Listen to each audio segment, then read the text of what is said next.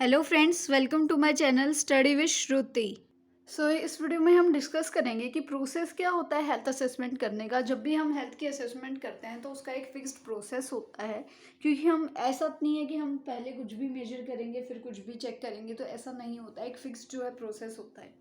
Assessment जो होता है पेशेंट की हेल्थ का, वो एक वाइटल कंपोनेंट होता है, क्योंकि उसी के बेस पे सारी जो केयर और जो ट्रीटमेंट है वो चीज़ें प्लान होती हैं। तो इसके लिए ये सारा एक सिस्टमेटिक वे में जो है होना चाहिए। जब भी हम हेल्थ असेसमेंट करते हैं तो हमें बहुत सारी चीज़ों को जो है देख के चलना होता है। सबसे पहले क्या होता है, हिस्ट्री कलेक्शन, कि हम जो है पेशेंट से हिस्ट्री कलेक्ट करते हैं और हम खुद भी ऑब्जर्व करते हैं कि पेशेंट को क्या प्रॉब्लम है या क्या नहीं। ठीक है, तो सबसे पहले हिस्ट्री कलेक्ट करते हैं कि उसको ये प्रॉब्लम कब से है, या उसके फैमिली में तो किसी को नहीं है। तो वो सारे पैरामीटर्स जो हैं हम असेस करते हैं, उससे पूछते हैं। ठीक है, उसके बाद आता है फिजिकल एग्जामिनेशन। फिजिकल एग्जामिनेशन हम दो तरीके से कर सकते हैं, जैसे कि सब्जेक्टिव और ऑब्जेक्टिव डाटा हम जो है ले सकते हैं और पेशेंट को हम जो है पूरा चेकअप करा सकते हैं कि पेशेंट को क्या क्या प्रॉब्लम है। ठीक है, उसके बाद आता है interpretation of gathered information about patient health. Patient की हेल्थ के रिगार्डिंग हमें जो भी इंफॉर्मेशन मिली है उसको हम इंटरप्रेट करके देखते हैं, मतलब उसके बारे में हम सोचते हैं, उसको समझने की जो है कोशिश करते हैं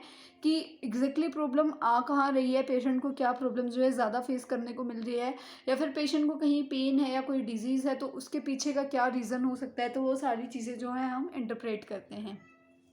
उसके बाद अगर हमें कोई भी एबनॉर्मेलिटीज़ जो है वो दिखती हैं या हम रिकॉग्नाइज़ कर पा रहे हैं कि कुछ ना कुछ डिफरेंट है, तो हम डायग्नोसिस में जो है वो चीज़ चेक कराते हैं और डायग्नोसिस जो है ज़रूर कराते हैं।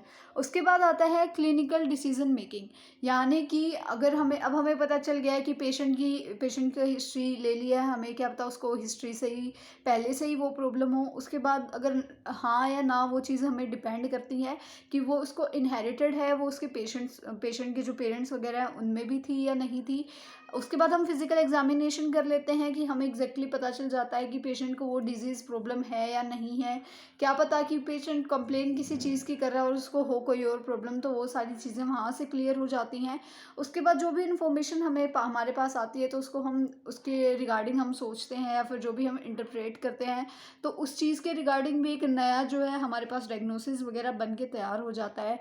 उसके बाद अगर कोई एबनॉर्मेलिटीज़ हमें दिखती हैं या कोई रिकॉग्नाइजेशन हम किसी चीज़ का कर लेते हैं डायग्नोसिस वगैरह में, तो वो चीज़ें हम देख सकते हैं। तो उसी के बेस पे हम पूरा एक डिसीजन मेकिंग जो है अपना करते हैं कि पेशेंट को कैसा ट्रीटमेंट देना है, क्या क्या जो है उसकी केयर में ऐड हमें करना है, क्योंकि हर एक चीज़ जो है वो पेशेंट की कंप्लेंट्स, चीफ कंप्लेंट्स या फिर जो पेशेंट की डिजीज़ कंडीशन होती है उसी के रिगार्डिंग होता है।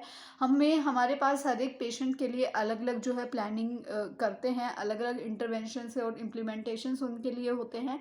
तो वो पूरा जो है डिसीजन मेकिंग हमें करना होता है और एट लास्ट हमें डॉक्यूमेंटेशन करनी होती है कि पेशेंट को क्या प्रॉब्लम थी, क्या हमने उसको केयर दी है, क्या हम उसको ट्रीटमेंट जो है वो प्रोवाइड करा रहे हैं, कितनी प्रोग्रेस है, क्या रिजल्ट आ रहे हैं, क्या चेंजमेंट हमने बीच बीच में की है। तो वो सारी चीज़ें हमें डॉक्यूमेंट करनी होती हैं। तो ये पूरा एक सिस्टमेटिक वे से एक प्रोसेस है जो हम हेल्थ असेसमेंट जो है करते हैं।